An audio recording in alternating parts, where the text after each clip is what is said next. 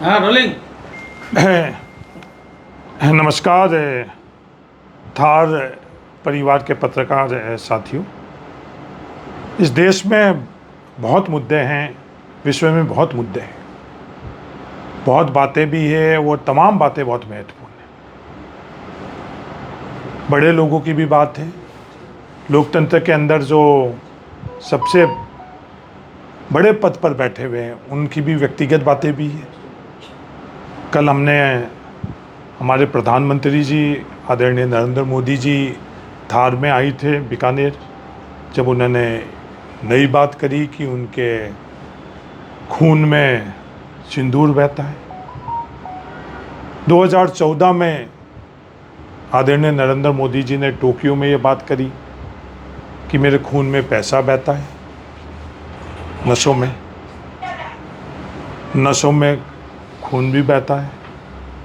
इस तरह की और कई, ट्रंप जी जो अमेरिका के राष्ट्रपति जी है, वो कहते हैं कि ये भी ऑपरेशन सिंदूर को नज़रअंदाज करो, अपन बैठे हैं हिंदुस्तान, पाकिस्तान और अमेरिका और व्यापार की बात करें, ट्रेड की बात करें। इस तरह के हजारों लाखों और मुद्दे हैं इस देश और दुनिया के अंदर। पर थार के आम निवासी के सामने एक बहुत बड़ी विकराल समस्या और संकट आने वाला नहीं, वो आ चुका है। और इस संकट से अगर हम सब लोग एकजुट नहीं होंगे तो हम लोग मुकाबला नहीं कर पाएंगे।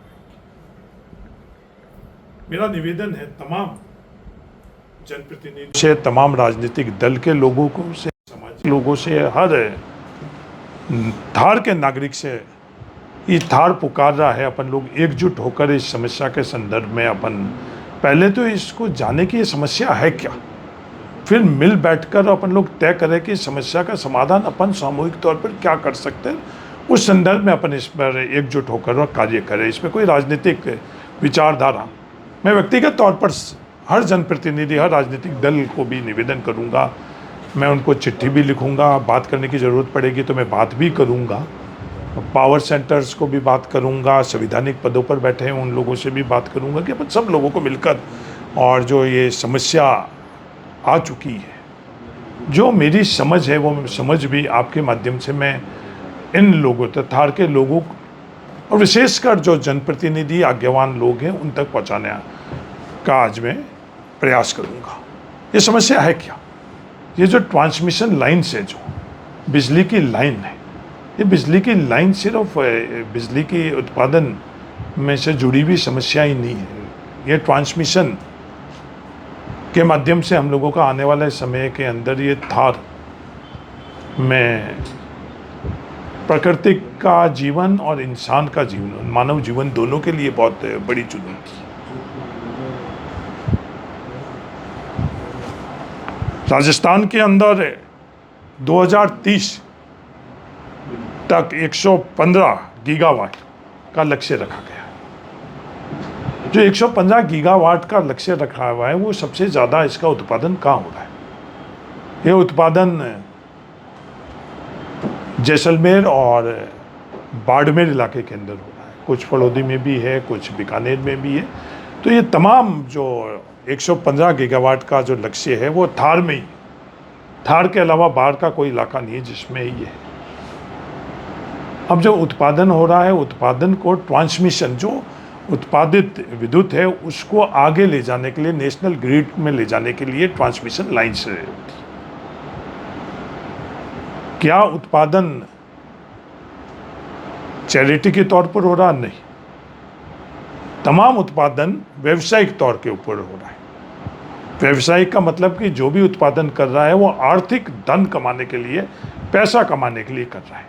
फिर सवाल ये उठता है कि ये ट्रांसमिशन है, जो उत्पादन करने के बाद में जो बिजली उत्पादित की गई बिजली है किसी भी सूत्र से, जो लाइन, जो विद्युत लाइन है जिसको अपन हाई ट्रांसमिशन लाइन कहते हैं, उसको नेशनल ग्रिड तक पहुंचाने के लिए क्या वो फ्री में कर रहे हैं, चैरिटी में कर रहे हैं? उसका जवाब है नहीं।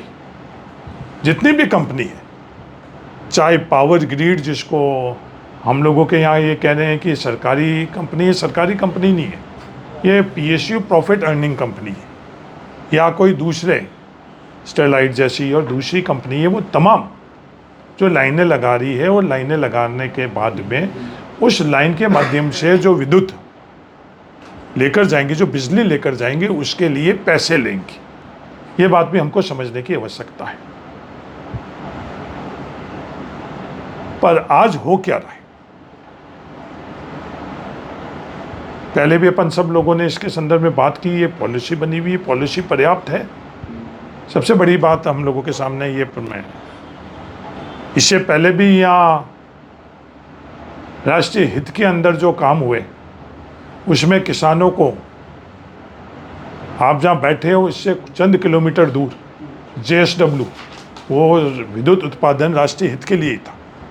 बादरेस में 21,000 रुपये प्रति बीघा का कंपनसेशन दिया गया, और उसी फील्ड के अंदर जब आप सब लोगों का सहयोग रहा, ये मैं नहीं कह रहा हूँ कि मैंने करवाया, सभी का सहयोग रहा, उसमें पत्रकारों का भी सहयोग रहा, किसानों का भी रहा, प्रशासन का भी रहा, सरकार का भी रहा, ये मैं उसका श्रेय मैं नहीं ले रहा हूँ। वो 3.5 लाख रुपए उन किसानों को मिले।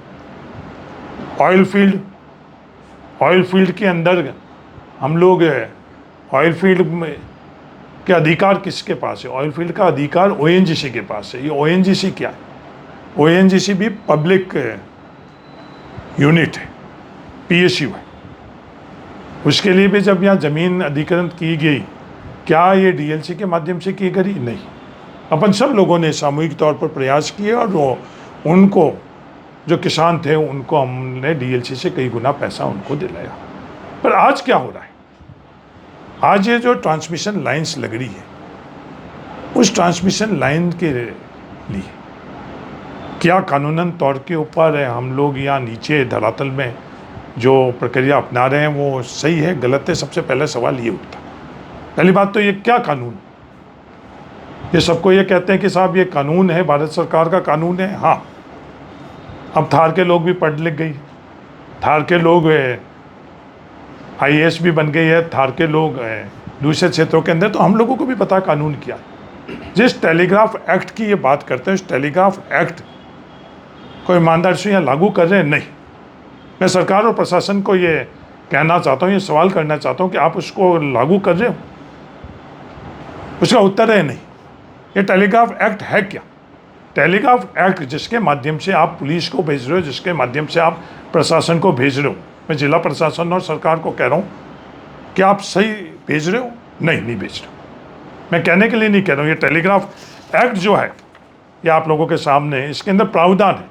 ये प्रावधान क्या है? टेलीग्राफ एक्ट के अंदर प्रावधान है कि कंपनी,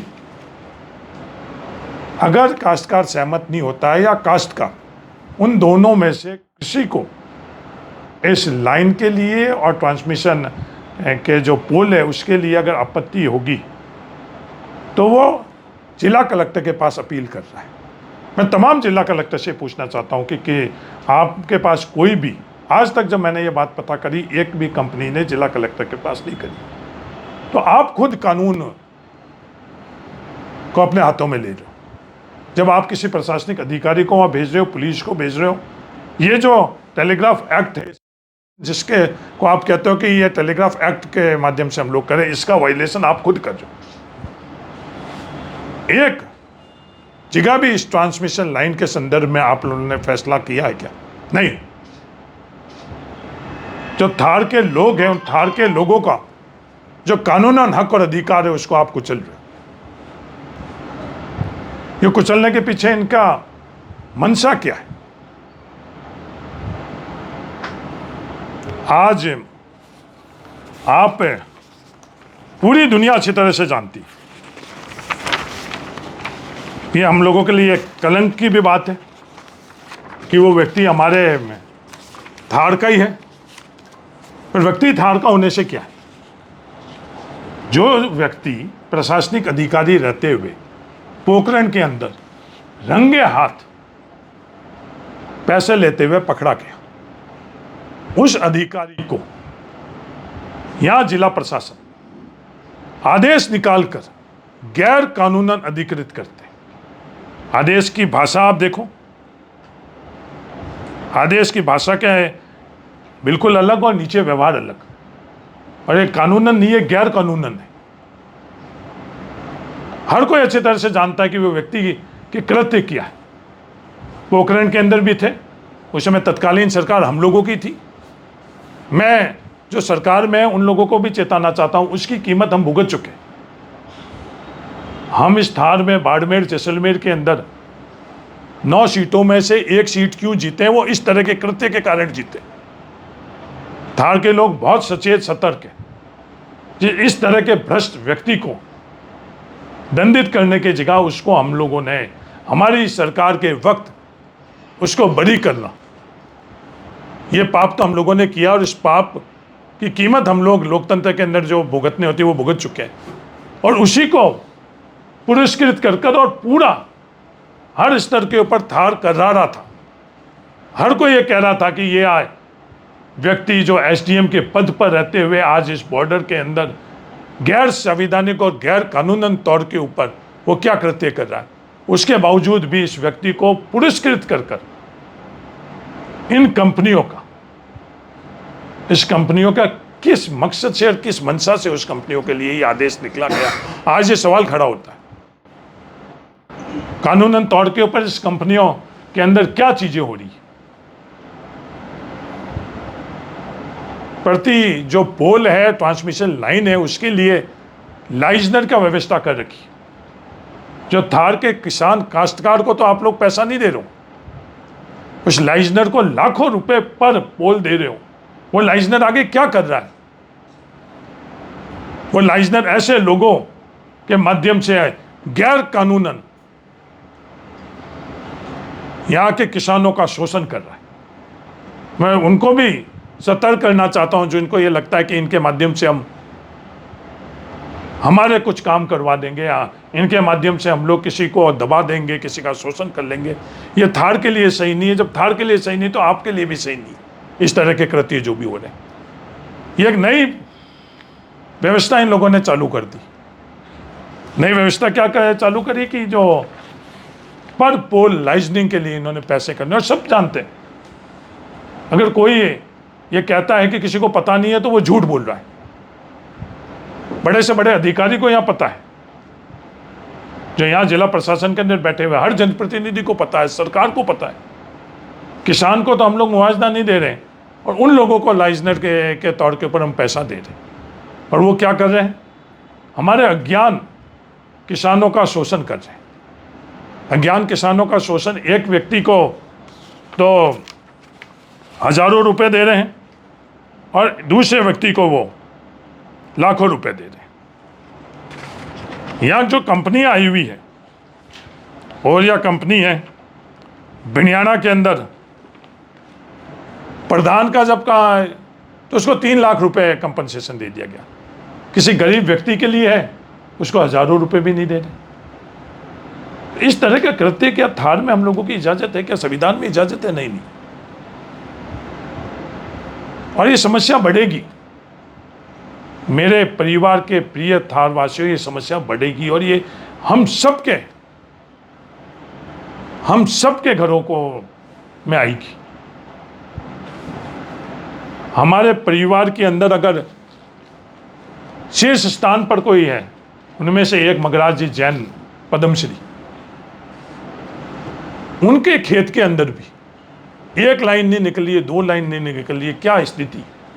जिस व्यक्ति ने अपने पूरा जीवन इस थार के लिए दिया, उस व्यक्ति के खेत के अंदर क्या चीज हो रही है? मेरा निवेदन है कि एक बार जाकर आप शिव में देख लो। वो परिवार नहीं बोलता है, क्योंकि उस परिवार ने कभी भी खुद के लिए जीवन नहीं जिया, नहीं तो मगराज जी जैन ने जिया, नहीं कोई दूसरा उनके परिवार के दूसरी पीढ़ी जीव के लिए। बट जाकर तो देखो वहाँ स्थिति क्या है। आज नीचे स्थिति इस तरह की हुई है। अब जो ये समस्या है, कानूनन तौर के ऊपर तो मेरा निवेदन है हर व्यक्ति को कि सबसे पहले तो इससे हम लोगों को नुकसान क्या हो रहा है। जो ये ट्रांसमिशन लाइन निकल रही है, ये सिर्फ एक तार नहीं है, ये हम लोगों को समझने की आवश्यकता है। इलेक्ट्रोमैग्नेटिक फील्ड है। इलेक्ट्रोमैग्नेटिक फील्ड क्या होता है? कोई ये बड़े अधिकारी, बड़े निर्णय करने वाले लोग अपने परिवार को इलेक्ट्रोमैग्नेटिक फील्ड के पास में रहने देंगे? नहीं। इन बड़े अधिकारियों के या बड़े जो सरकार में बैठे हुए लोग हैं या कंपनियों के सीईओ है, मैनेजमेंट है, उनके घरों के ऊपर से पास में से इलेक्ट्रोमैग्नेटिक फील्ड को बनाने देंगे? नहीं। वो अपने बच्चों के लिए तो जीवन, एक अच्छा जीवन जीना चाहते हैं। और हमारे थार के अंदर वो इलेक्ट्रोमैग्नेटिक फील्ड के माध्यम से आने वाले समय में जो बीमारी और शारीरिक तौर के ऊपर, मानसिक तौर के ऊपर वो जो हम लोगों को कीमत चुकानी पड़ रही है, वो कल्पना से परे। ये एक दो लाइनें नहीं निकलेगी। मैं बड़ी जिम्मेवारी से बोल रहा हूँ। जो लक्ष्य रखा गया उसमें हजारों लाइनें निकलेगी। जब हजारों लाइनें निकलेगी तो इस इलाके के हर दूसरा तीसरा खेत के ऊपर से लाइन निकलेगी। जब लाइन निकलेगी तो किसी का भी जीवन इससे अलग नहीं रहेगा। हर किसी के जीवन के अंदर प्रत्यक्ष अप्रत्यक्ष के तौर के ऊपर हम लोगों को सुकून, शांति, प्रकृति, सभी प्राकृतिक आपदा के बावजूद भी हमारे परिवार सैकड़ों वर्षों से इस थार में क्यों रह रहे हैं? हमारे परिवार नहीं रह सकते थे हरे भरे इलाके के अंदर? गंगा यमुना के तट के ऊपर परिवार नहीं रह सकते थे? हमारी परंपरा थी जिस पर हमें गर्व है, हमारी संस्कृति थी, हमारी जीवन शैली थी। सभी प्राकृतिक आपदा के बावजूद भी हम लोग इस थार में रहते थे। हमारे पास प्राकृतिक संसाधन नहीं थे, आर्थिक संसाधन नहीं था, पर हमारे जीवन जो स्वर्ग से जीवन, हम दुनिया के अंदर उदाहरण देते कि अगर जीवन का स्वर्ग श्रेष्ठ है तो इस थार का है, वो जीवन हम लोगों से छीन रहे। ये एक साधारण सी परिस्थिति नहीं, बड़ी असाधारण सी परिस्थिति। काश्तकारों को पता नहीं है। एसडीएम जैसे पद पर रहे हुए व्यक्ति काश्तकारों को कहीं, तो उन काश्तकारों को क्या पता है? पुलिस भेज दी जाती है गैर कानूनन ढंग से। मैं तीसरी बार ये दोहरा रहा हूं, गैर कानूनन ढंग से, क्योंकि जिस टेलीग्राफ एक्ट की आप बात कर रहे हो, वह टेलीग्राफ एक्ट की को भी मैं आप लोगों को भी बताऊंगा। और आज लैंड होल्डिंग कितनी रह गई है? प्रति व्यक्ति हम लोगों के पास जमीनें कितनी रही है? कई काश्तकारों के पास तो ज्यादा है। हमारे जो सबसे वंचित वर्ग है, आज हमारे भीलों के पास, मेघवालों के पास कितने बीघा जमीन रही है? आज बंटवारा करें तो उनके पास औसतन 2-2, 3-3 बीघा जमीन हम लोगों के पास में नहीं। मैं कहने के लिए नहीं कह रहा हूँ, चलो आप इस लाइन के संदर्भ में कहीं भी चलो, आपको पत्रकार साथियों को लेकर चलता हूँ मैं। NDKD के अंदर से ये लाइन निकल हुई है। उन भीलों और मेघवालों के पास जमीन कितनी रही है और वो जाएंगे कहाँ? जब ये इलेक्ट्रोमैग्नेटिक फील्ड रह जाएंगे, उसके नीचे कोई भी पक्षी नहीं उड़ सकते। मैं उदाहरण देना चाहता हूँ कि जब ये कवास की बाढ़ आई थी, उस बाढ़ के वक्त के अंदर एक बुजुर्ग व्यक्ति ने अपनी मवेशी छोड़कर आ गई थी। तो उनको बोट के माध्यम से जब हम बाढ़ लेकर आए, तो अगले दिन वो बुजुर्ग व्यक्ति पूरी रात वहाँ बैठा रहा। वो कहा कि साहब जैसा जीवन होगा मेरा, मुझे इस नाव के माध्यम से वापस उनके पास छोड़ो, मैं मेरे उस मवेशियों के साथ ही रहना चाहता हूँ। उनका क्या हाल होगा? ये थार, ये दुनिया नहीं समझ सकती। दुनिया तो अपने जीवन को लिए कुछ भी कर लेगी, पर थार के लोग अपने साथ साथ इनको जो प्राकृतिक चीज़ें हैं, मवेशी है, पेड़ पौधे, पंछी, इन सब के लिए हम लोग व्यवस्था आज तक करते आ रहे। क्या उनके नीचे से कोई प्राकृतिक चीज़ें, हम लोगों की वनस्पति है, हम लोगों के जो जानवर है, पक्षी है, वो रह पाएंगे? नहीं रह पाएंगे। 33 मीटर तक उसके ऊपर किसी भी प्रयोजन से मकान नहीं बनाया जा सकता है, ये कानून है। आज कोई नहीं पूछ रहा थारवासियों आपसे, कल आपस के विवाद के अंदर कोई भी, मैं सिर्फ राजस्व के कर्मचारियों की बात नहीं कर रहा, कोई भी व्यक्ति जब ये बात करेगा कि ये आपका मकान ढाणी बनी हुई है, ये गैर कानूनन है, तो हकीकत के अंदर अपन लोगों का वो जो ढाणी और मकान है जो 33 मीटर के अंदर बना हुआ है, वो गैर कानूनन नहीं रहेगा। तो अपन लोग जाएंगे कहाँ? मैं राजस्थान सरकार और भारत सरकार से ये निवेदन करना चाहता हूँ, या तो हम लोगों के लिए आप स्पष्ट आदेश निकाल दो। ये पहले दफ़े हमारे साथ अन्याय नहीं हो रहा है, ये थार के साथ पहले भी अन्याय हुआ है। जिस दिन ये फेंसिंग हुई, फेंसिंग से उस तरफ खातेदारी जमीन के तमाम, आज भी हम लोगों के नाम से वो खातेदारी जमीन है पाकिस्तान बॉर्डर के उस तरफ, पर वहाँ हम लोग नहीं जा पा रहे। उससे पहले हमारा परिवार रहता था, आज वहाँ रह भी नहीं सक रहा है। वो परिवार सब के सब अपनी लाखों बीघा जमीन छोड़कर आज यहाँ आवास थे, वो आवास भी नहीं है।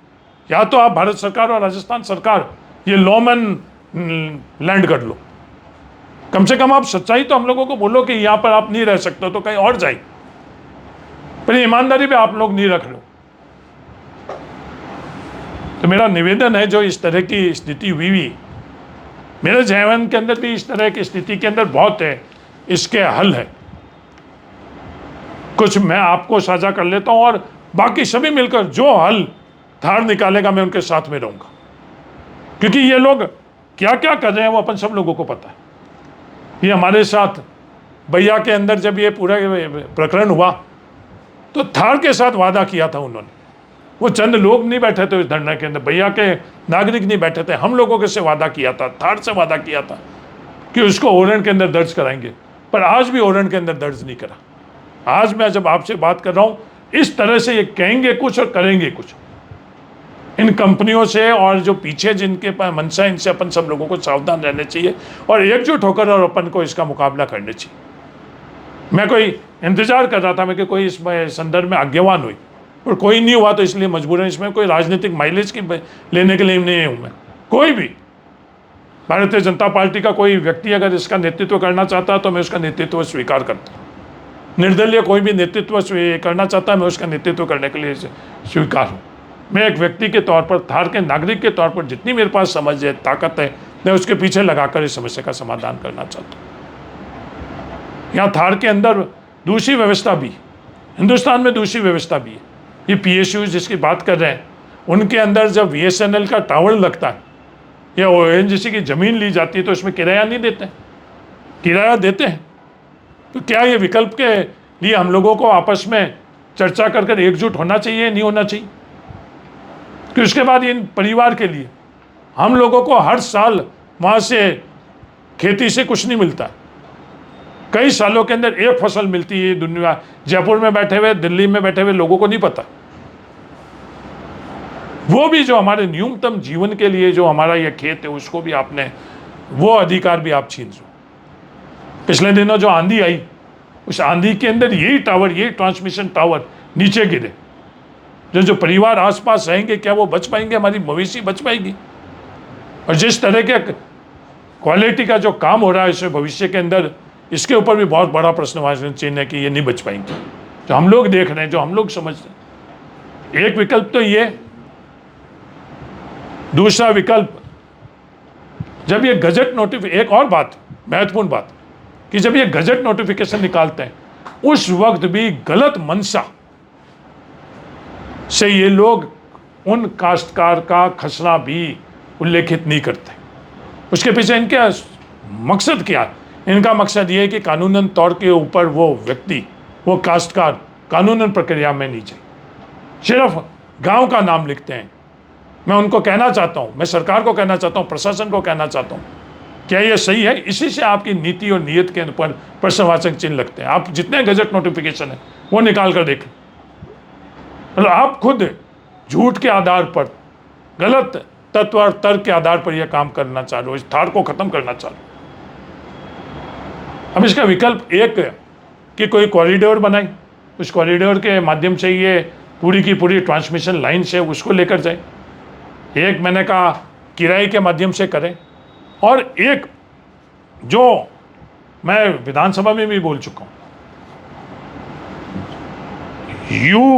UVDS, ultra high voltage direct current, जो हमारे देश के अंदर ही नहीं, यहाँ आगरा से दिसपुर के अंदर ये लाइन लग चुकी है हिंदुस्तान के अंदर, बिल्कुल हमारे वो राजस्थान से भी होती जा रही है। इस तरह की जो नई टेक्नोलॉजी आ गई, उसके बावजूद ये पुरानी टेक्नोलॉजी से आप लाइन लेकर, अब सवाल ये उठता कि इस टेक्नोलॉजी से आम काश्तकारों को क्या? आम काश्तकार को 5 गुनी ज़्यादा लाइन की जगह जहाँ 5 लाइन निकलेगी, उसमें हमारा नुकसान 20% रह जाएगा। और मैं कहने के लिए नहीं, जो भी टेक्निकल लोग हैं उनको अच्छी तरह से पता है कि इसके माध्यम से कितना वोल्टेज जाएगी और कितना। आज 765 के करीब है और वो 200 kV के करीब उस लाइन से जारी। तो क्या हमारा हक नहीं है? ये आवाज़ कौन उठाएगा? ये फैसला कौन करेगा इस थार के लिए? ये कंपनसेशन की बात कर रहे हैं, व्यक्तिगत कंपनसेशन में मेरे पास विकल्प था कि क्या जो ये अन्याय हो रहा उन काश्तकारों के साथ बैठकर और मैं आवाज़ उठाऊं, या लोकतंत्र के अंदर जो संविधान के अंदर जो हम लोगों को हक और अधिकार है कि मीडिया के मार्फत से जो जानकारी उसको करो, तो मैंने जो संविधानिक जो माध्यम मार्ग था कि आप लोगों के माध्यम से करो। अगर मैं उन लोगों के साथ बैठता तो वो 2-4 जनों को, जैसे उन लोगों ने 3 लाख रुपए करा, तो मैं उन लोगों को 2, 4, 10, 20, 50, 100 लोगों को दिला सकता था। CSR के नाम के ऊपर ये बातें गलत कर रहे हैं। हमारे लिए, सबके लिए श्रद्धा का केंद्र है बाबा गरीबनाथ जी। उस मंदिर के लिए भी उन्होंने जो बातें करी वो आज है। हमें आते वक्त मैंने ये वापस बाद पता करा कि उनके लिए वो उन्होंने किया जो वादा किया था। उन धार्मिक आस्थाओं को भी इन लोगों से कुछ नहीं कहा, और किसने कहा थोड़ी, वो इन कंपनियों ने कहा। किसी के लिए करें, हिंदू के लिए करें, मुसलमान के लिए करें, बाबा गरीबनाथ जी भी हम लोगों के सबके लिए है। ब्रह्मा जी में कर ले, नागाना माँ में कर ले, क्या ही करें, पर ये लोग नहीं करेंगे। CSR का पैसा भी ये कहाँ खर्च कर रहे हैं वो अलग बात है, वो बिल्कुल मुद्दे अलग है, उसके संदर्भ में बात नहीं करना चाहता हूँ। मेरा आप सब लोगों के माध्यम से ये निवेदन है कि आओ, मैं व्यक्तिगत तौर पर हर जनप्रतिनिधि को आज बैठकर चिट्ठी भी लिखूंगा।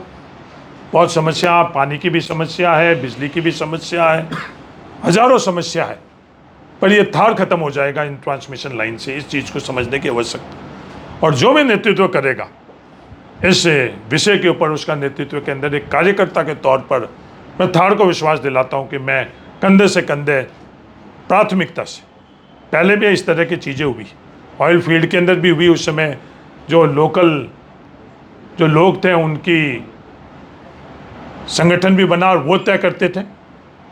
JSW के संदर्भ में भी ये हुआ। थार में इतनी जागरूकता है, थार में इतनी ताकत है, ये अपने को पहचाननी पड़ेगी, सबको पहचाननी पड़ेगी। अपन जाति, धर्म, राजनीतिक सोच, इलाके, इन सब से ऊपर उठकर और थार एकजुट हुई। ये मेरा आप सब लोगों के माध्यम से ये बात करनी है, और ये बहुत गंभीर है। थार के अस्तित्व का सवाल है।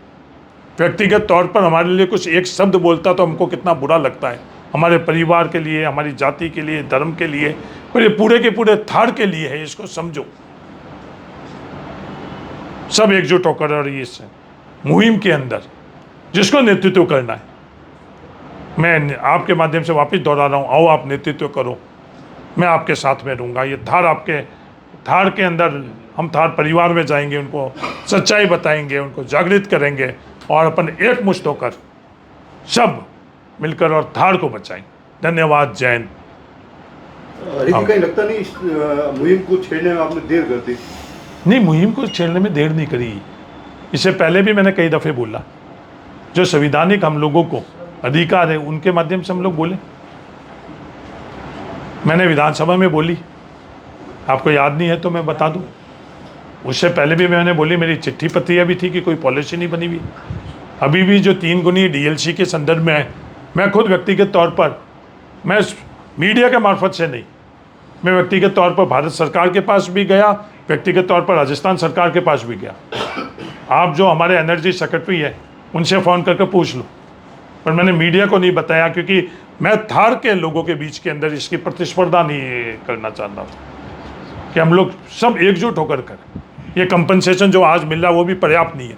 DLC रेट हम लोगों की वो पर्याप्त नहीं, क्योंकि हम लोग ज़मीन बेचते ही नहीं, हमारे यहाँ ज़मीन से बड़ा कुछ नहीं है। ये DLC रेट कम होने 15-15, 20-20 हज़ार DLC रेट। अरे सवाल बड़ा ये है कि ज़मीन एक्वायर कर ही नहीं रहे हैं, एक्विजिशन चल ही नहीं रहा, अपने हिसाब से कंपनसेशन दे रहे हैं। अगर एक्विजिशन किया जाता तो इलाके के हिसाब से DLC दर तय होती और उसके आधार पे एक्विजिशन होता।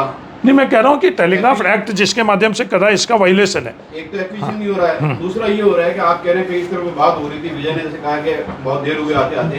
प्रशासन ने इनको सीधी चेतावनी दी थी, अगर जमीन नहीं देंगे तो राजकार्य में बाधा दर्ज होगी, मामला दर्ज होगा। जबकि जब लीगल एक्विजिशन हुआ था तब भी राजकार्य में बाधा जैसे मामले दर्ज नहीं हुए थे। अब आप कह रहे हैं प्राइवेट कंपनियों के लिए हो रहा है। प्रशासन ने खुले तौर पर राजकार्य में बाधा के मुकदमे दर्ज कराने की चेतावनी दी। इन तमाम चीजों के बावजूद भी पहली बार कोई जनप्रतिनिधि खुल के बोल रहा है। मुकेश जी, ये जो मैंने एक अधिकारी के संदर्भ में जो उदाहरण दिया, मैं इकलौता से नहीं है, इससे हम लोगों की इनकी मंशा किस मंशा और मकसद से है। सर तो बड़ा सवाल बड़ी देर हो गई मेहरबान आते आते। नहीं, अभी देर नहीं हुई। आपको मैं आपके माध्यम से मैं चेताना चाहता हूँ, ये शुरुआत है। ये जो जितनी गीगावाट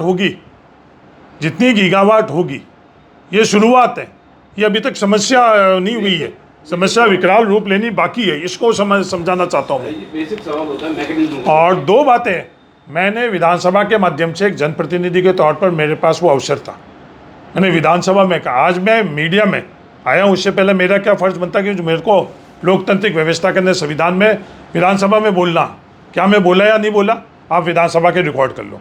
उसके साथ साथ मैं प्रशासनिक लोगों के पास जाकर मैंने बात करी या नहीं करी। मैं एक और बात कर रहा हूँ, मैं व्यक्तिगत तौर पर संघर्ष कर रहा हूँ, ये डीएलसी जो 3 गुना है इसको बढ़ाई जाए, और जो ट्रांसमिशन लाइन के नीचे है वो व्यक्तिगत तौर पर मैं कोशिश कर रहा हूँ, पर मेरा अकेला आपकी कोशिश पे नहीं है कि आपने क्या किया नहीं किया, सवाल ये है मैकेनिज्म को लेकर के। जब बाड़मेर के अंदर, सिव के अंदर अभी शुरू हुआ है, 1-2 साल हुआ है, जैसलमेर के अंदर हाई टेंशन लाइन बहुत पुराना मामला है, सुप्रीम कोर्ट तक में मामला जा चुका है, सुप्रीम कोर्ट ने मना कर दिया कि हाई टेंशन लाइन बिछेगी, उसको रोका नहीं जा सकता है, उसके ऊपर अल्टरनेट व्यवस्था ये दी गई है कि अगर जो गोडाउन वाला इलाका था उसमें बोल दिया बर्ड डाइवर्टर लगाओ। जब सुप्रीम कोर्ट मना कर चुका है, भारत सरकार उसके अंदर दे चुकी है अपना एफिडेविट कि भाई ये लगानी पड़ेगी, ग्रीन एनर्जी का कमिटमेंट है यूएन पे, गवर्नमेंट ऑफ इंडिया का।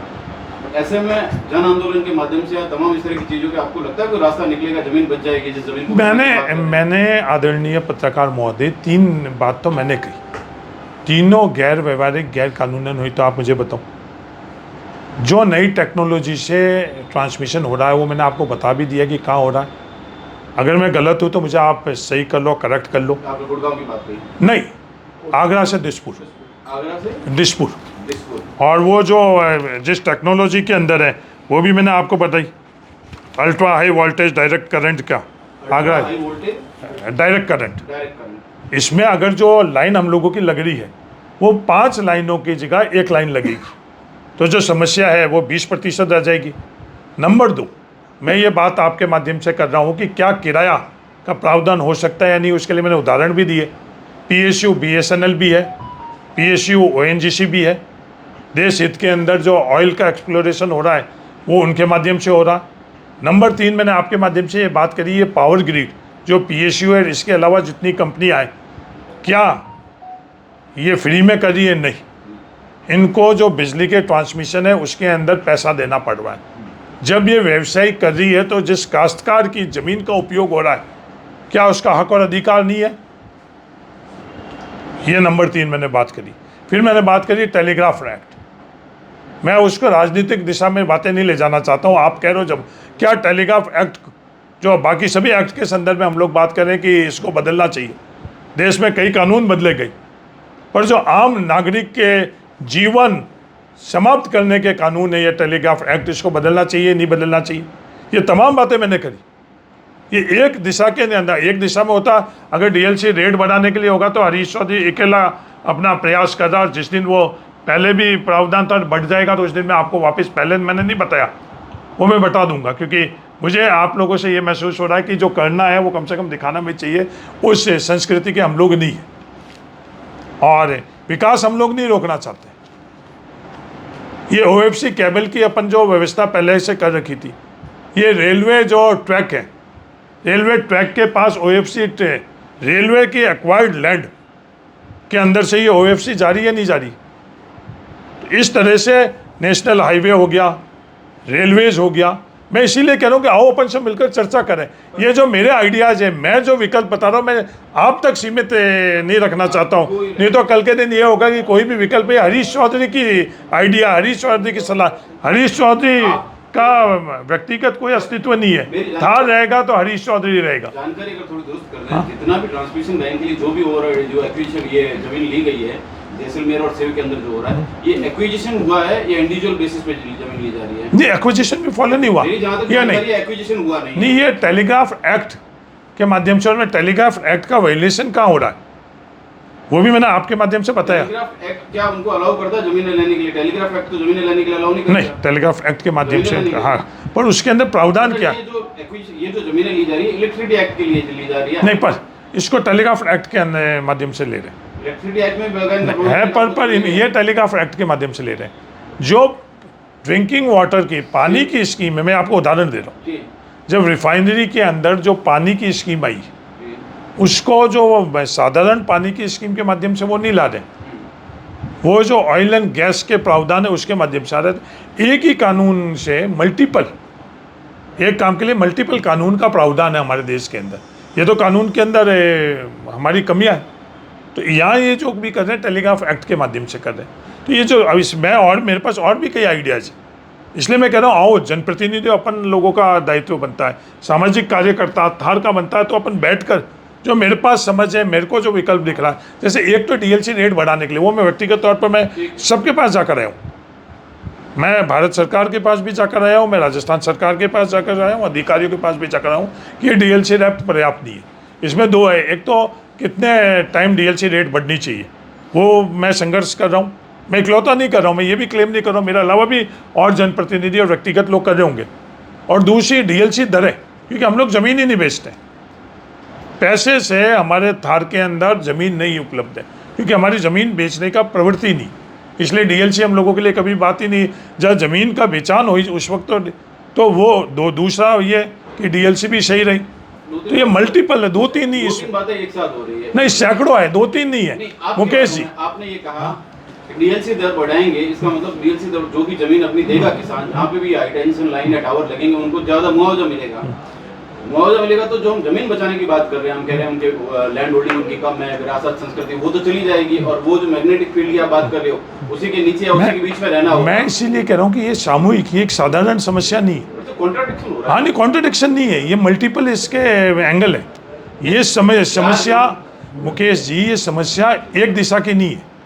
नहीं मैं सर ये इस समस्या मैं इसीलिए जब शुरू किया कि समस्या का इसमें बहुत दिशा है इस समस्या की। हम जमीन बचाने की बात कर रहे हैं या मुआवजा अधिक दिलाने की बात नहीं, कर रहे हैं? हाँ हम ये इसके अंदर कई पहलू है, इसको आप समझो। जो संविधान से हम लोगों को खातेदारी का अधिकार मिला उसकी रक्षा करें, जो प्रकृति के जो हम लोगों का अधिकार है उस प्रकृति का रक्षा हम लोग करें, और अगर इसका कोई और विकल्प है इस समस्या नहीं, आप मेरी बात तो सुन लो, अगर आप में इजाज़त हो, जो समस्या है उस समस्या को अपन कितना कम कर सके। नंबर 3 है कीमोथेरेपी के माध्यम से हम लोग समस्या को कम करने की प्रयास करते हैं, उदाहरण के तौर पर। चौथी ये कि उसके बावजूद भी अगर कुछ करना पड़े, हम लोगों के कहावत है ना, थिंक ऑफ द बेस्ट और प्रिपेयर फॉर द वर्स्ट। तो एक जागरूक नागरिक के तौर के ऊपर हमारे को गलत खराब से खराब परिस्थितियों के लिए नहीं है। थार के अंदर इतने बंकर्स बने हुए, हम खराब की खराब परिस्थितियों के लिए तैयार है। किसी काश्तकार ने ये नहीं बोला कि इस बंकर्स को बनाते वक्त हम क्या प्रक्रिया होनी चाहिए, हमने हमारे खेतों को दे दिया, कहीं ये चर्चा नहीं हुई। तो हम खराब की खराब परिस्थिति के लिए भी हम लोगों को तैयार रहने चाहिए। उस वक्त जब खराब से खराब परिस्थिति हो गई, उस वक्त हम लोगों के पास क्या विकल्प है, वो मैंने कहे कि कई विकल्प हैं, उदाहरण बताई मैंने। मैं ये नहीं कह रहा हूँ कि आप डीएलसी की दरों से उसको दे दो, मैं ये नहीं कह रहा हूँ कि आप उसकी स्वीकृति दे दो। कानूनन तौर पर वो किस तरह की लड़ाई लड़ सकती है वो भी मैंने थार के लोगों को बताया, और जो प्रशासन गलत चीज़ कर रही है वो भी मैंने बताया। अगर मैं गलत हो तो प्रेस कॉन्फ्रेंस करके प्रशासन बता दे, क्योंकि ये प्रेस कॉन्फ्रेंस के माध्यम से जो हमारी बातों में विवाद की भी बातें हुई भी, मैं इस समय विवाद नहीं लाना चाहता हूँ, क्योंकि पानी हम लोगों के यहाँ सब मिल ही रहा है, हम लोगों को सब हमारा हक और अधिकार मिल ही रहे। तो ये मुद्दा ऐसा नहीं है कि इसके ऊपर हम लोग इसको समझे, और ये मल्टी डायमेंशन है, कोई एक रंग का नहीं है, ये एक तकलीफ नहीं, इसमें कई तकलीफें होगी जो लोग रह रहे हैं। कभी मैं पत्रकारों से भी ये निवेदन कर रहा हूँ कि आप एक बार जाकर उस लाइन के नीचे कुछ रात के वक्त सन बिछाओ, क्या आवाज़ आती है। आपकी इस बारे में लोगों से या जो प्रभावित लोग हैं उनसे बात हुई है, वो क्या चाहते बहुत। हैं? अब उन लोगों को पूरा कानून ही नहीं पता, नहीं वो कानून अधिकार ही नहीं पता। वो अपनी जमीन बचाना चाहते हैं। हाँ, वो जमीन भी बताना चाहते हैं, और जब उनको ये बिल्कुल भी उनका विश्वास खत्म हो जाता है कि ज़मीन नहीं बचेगी, तो वो कह रहे हैं कि भाई और क्या विकल्प है। आखिरी विकल्प के तौर पर हम टावर के खिलाफ नहीं है, आप बात को समझो। हम लोगों ने देश को बहुत दिया, हर वक्त थार के लोग देश को दे रहे हैं, देश के विकास के लिए, देश के लिए हम सब कुछ दे चुके हैं। आप इस बात को समझो, हमारी लाखों बीघा जमीन, ऐसा उदाहरण दुनिया में आप बता दो, इंच के लिए आज युद्ध हो रहा है। थार की लाखों बीघा खातेदारी की जमीन, ये जो फेंसिंग है, ये जो पंजाब में नहीं है, जैसे हिंदुस्तान का वो अंग है पंजाब, वो वहाँ काश्तकारी कर रहे हैं, खेती कर रहे हैं, और ये प्रावधान है, पर थार के लोग हैं, हम इतना नुकसान उठा सकते हैं। ऐसा उदाहरण आप कहीं और बता दो। इस थार के लोगों का जो खुद हमारी खुद की खातेदारी ज़मीन है, मकान, टाके, खेती, हम सब ने राष्ट्रीय हित के लिए छोड़कर और आज हम पीछे हुए। ऐसा उदाहरण दुनिया में एक बता दो। तो ये समस्या साधारण नहीं है, ये मैं आप लोगों के माध्यम से धार को बताना चाहता हूँ। और हो सकती मेरी समझ भी पूरी दुरुस्त नहीं है, आपके माध्यम से, किसी और के माध्यम से, इसके विशेषज्ञ है, नियम कानून, उनके माध्यम से अपन सब इसको दुरुस्त करें। सर मेरा एक सवाल है। हाँ जी। बाड़मेर दिल्ली में सन 2000 में रेडिएशन 5% था, 2025 जो 26 आ रहा है